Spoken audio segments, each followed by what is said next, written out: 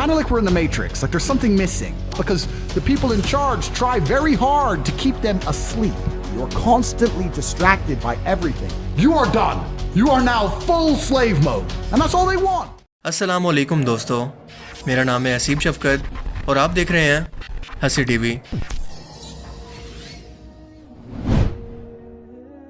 4 बार world kick boxing champion और 2022 के अंदर गूगल पर सबसे ज़्यादा सर्च किया जाने वाला शख्स एंड्रयू टेट इस्लाम कबूल करने के बाद से एक लंबी कंट्रोवर्सी में है। ये शख्स अमेरिकन है और मगरबी कल्चर से ताल्लुक़ रखता है और एक मजहबी क्रिश्चियन फैमिली में पैदा होने के बावजूद ये मजहबी तौर पर एथियस्ट था। एथियस्ट का मतलब ऐसे लोग होते हैं जो कि खुदा के वजूद पर यकीन ही नहीं रखते हैं। लेकिन अचानक से वर्ल्ड मैट्रिक्स को लेकर इनके बयानों ने दुनिया भर के अंदर एक नई बहस छेड़ दिया है। इसके अलावा ये वेस्टर्न कल्चर के निज़ाम, होमोसेक्सुअलिटी, फेमिनिज्म और दुनिया की तमाम बड़ी बड़ी कंपनीज के मालिकों को एक्सपोज करने लगा कि कैसे ये अपने ही लोगों का खून चूस कर अपना बिजनेस चलाते हैं और फिर इसी बिजनेस प्रॉफिट को लोगों की बेहतरी पर खर्च करने का दावा भी करते हैं। क्योंकि इस एलीट क्लास ने लोगों को एक मैट्रिक्स या जाल के अंदर कैद कर रखा है, इनसे सच छुपाया गया है कि दुनिया की तबाही के जिम्मेदार कुछ ही ताकतवर लोग हैं या माफिया हैं जो कि इसे ऑर्गेनाइज तरीके से चला रहे हैं। यही ग्लोबल वार्मिंग, LGBT, फेमिनिज्म, मजहब की तालीमात का मजाक उड़ाने और अपने प्रॉफिट के लिए लोगों का फ़ायदा उठाने के जिम्मेदार हैं, मगर ये सच लोगों को मालूम नहीं, आज तक इनसे छुपाया गया है। इस तरह खुलेआम दुनिया के माफिया को क्रिटिसाइज करने पर एंड्रयू टेट के तमाम सोशल मीडिया अकाउंट्स को बैन कर दिया गया, ये कहकर के ये अपनी ऑडियंस का ऐसी बातों से ब्रेन वॉश करके कॉन्स्पिरेसी या साजिशों को फैला रहा है जो कि हर एक प्लेटफॉर्म की कम्युनिटी रूल्स के खिलाफ है।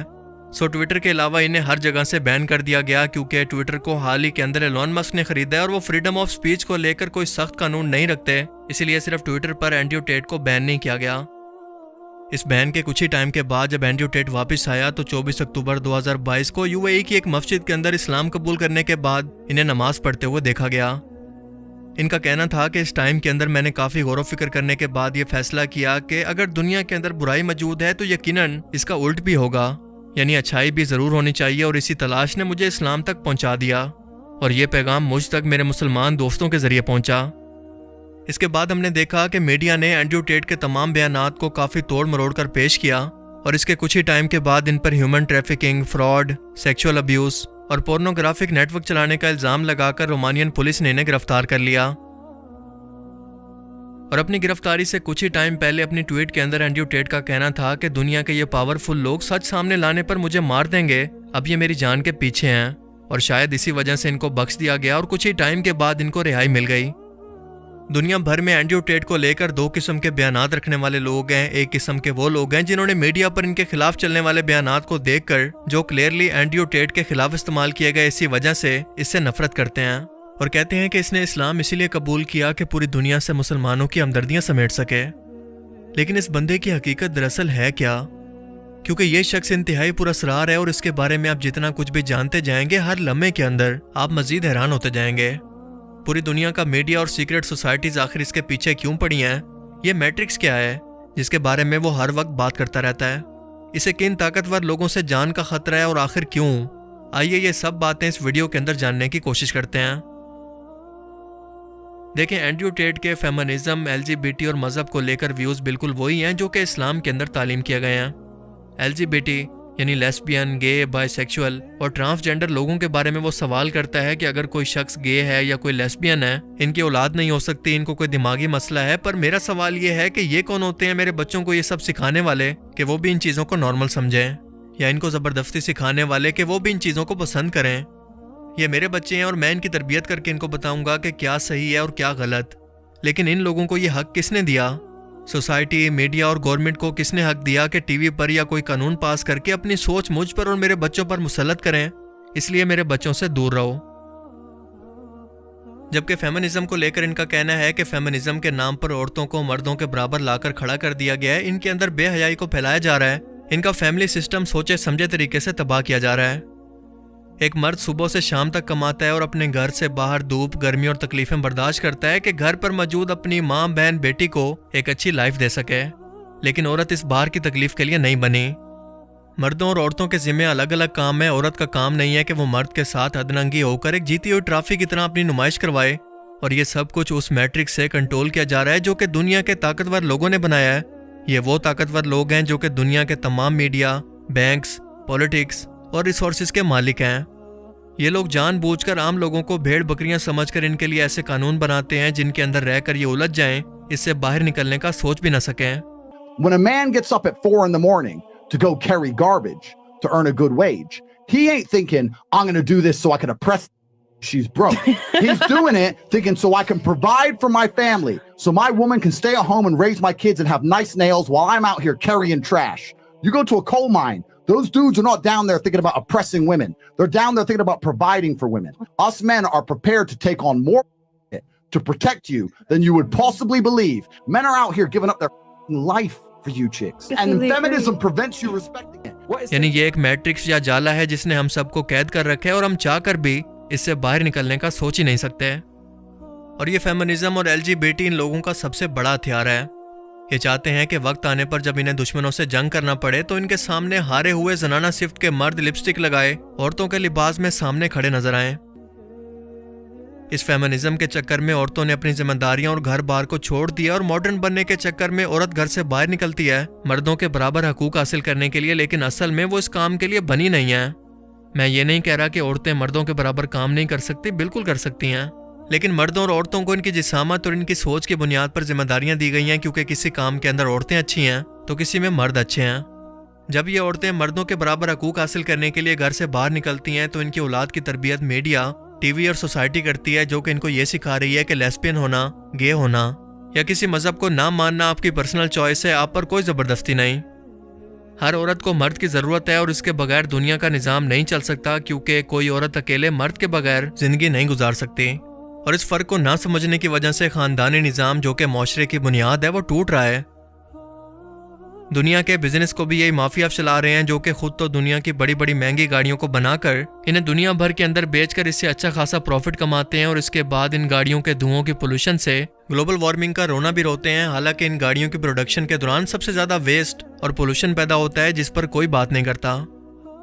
लेकिन सबसे हैरत की बात यह है कि यही बिजनेसमैन लोग ग्लोबल वार्मिंग को लेकर अवेयरनेस और इससे रिलेटेड प्रोजेक्ट्स पर पैसा लगाकर दुनिया को बेवकूफ़ बनाते हैं। ये औरतों को अदनंगा बिलबोर्ड, टीवी और दुनिया भर के अंदर दिखाकर इसे अपना बिजनेस बढ़ाकर खूब पैसा कमाते हैं और फिर इसी पैसे से औरतों के हकूक की बात करते हैं। जबकि मजहब को लेकर इनका कहना था कि मैंने मुसलमानों से ज्यादा किसी को भी अपने दीन पर अमल करने वाला नहीं पाया, और मैं सोचता हूँ कि अगर कोई दीन सच्चा है, मसलन अगर क्रिश्चियनिटी सच्चा मजहब है, तो पूरी दुनिया के क्रिश्चियन इस मजहब की तालीमात पर अमल क्यों नहीं करते?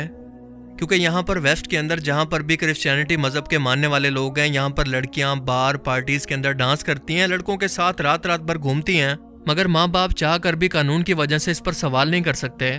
क्या ये है अपने दीन पर अमल करना? जबकि दूसरी तरफ मुसलमान अपने दीन के मामले में इंतहाई प्रैक्टिकल हैं, इसके लिए अपनी जान भी दे सकते हैं। यहाँ पर अगर कोई शख्स एक क्रिश्चियन मुल्क क्रोशिया के अंदर एक टी शर्ट पहनकर पब्लिक के अंदर चला जाए जिस पर लिखा हो कि जीसस वाज गे, तो कोई इसे कुछ नहीं कहेगा। और यही काम मैं आपको चैलेंज करता हूं कि इस्लाम के बारे में या इनके प्रॉफिट के बारे में कोई भी गैर मुस्लिम मुल्क के अंदर भी करके दिखा दे और इसके बाद बच के दिखाए, क्योंकि इस गैर मुस्लिम मुल्क के अंदर भी इसकी जान को खतरा होगा। इसे कहते हैं अपने बिलीफ्स पर कायम रहना और इसकी इज्जत करना जिसको आप मानते हैं। जबकि क्रिश्चियन खुद टीवी शोज, फिल्म्स और मुख्तलिफ इवेंट्स के अंदर जीसस यानी ईसा अलैहिस्सलाम को मुख्तलिफ किस्म के बेहुदा लिबास पहनाकर इनका खुद मजाक बना रहे हैं। ये किस तरह का मजहब है? ये मैट्रिक्स के लोग दुनिया के सबसे बड़े मजहब क्रिश्चियनिटी का मजाक इसीलिए बनवा रहे हैं कि लोग मजहब से बेजार होकर दुनिया के हर मजहब से बेजार हो जाएं।